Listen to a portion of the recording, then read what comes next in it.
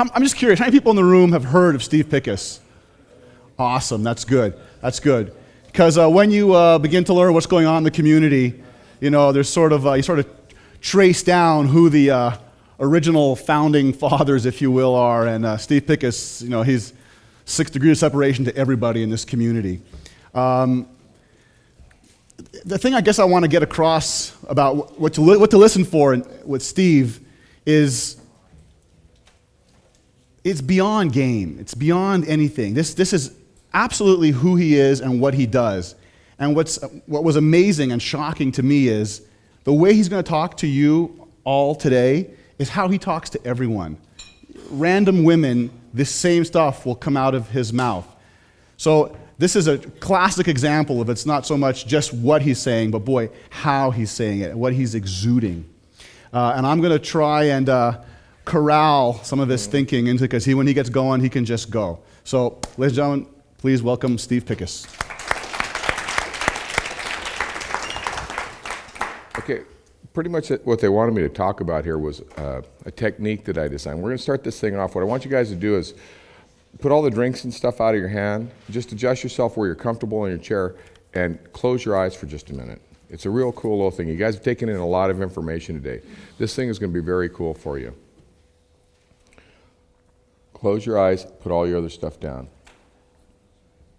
I've done this with some of the people at the Lair meetings and stuff like this, but here's what I want you to do. Just for a moment, if you can,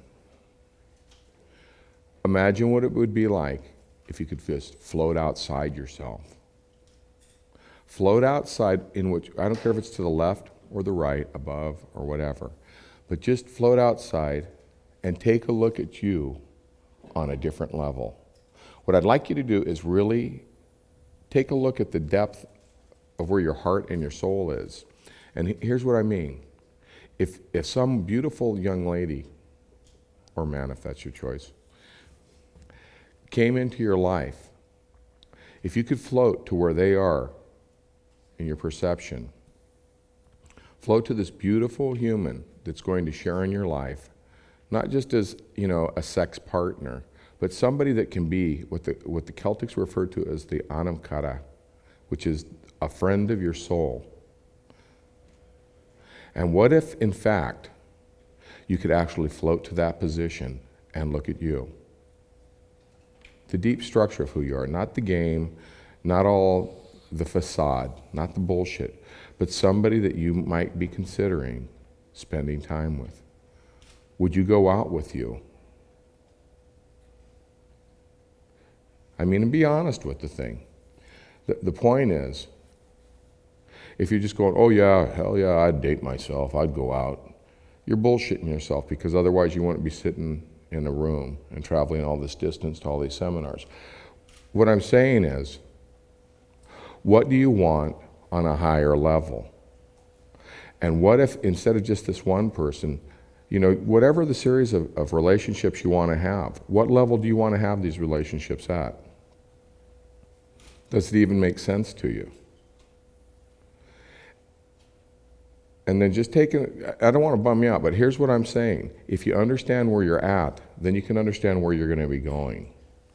And open your eyes and come back. Here's what I want you guys to understand.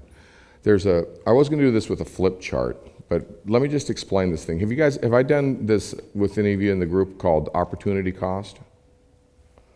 None of you? Okay, a couple of you. If you guys want to learn this thing, it's an incredible strategy. It's kind of like this. How I usually preface this thing.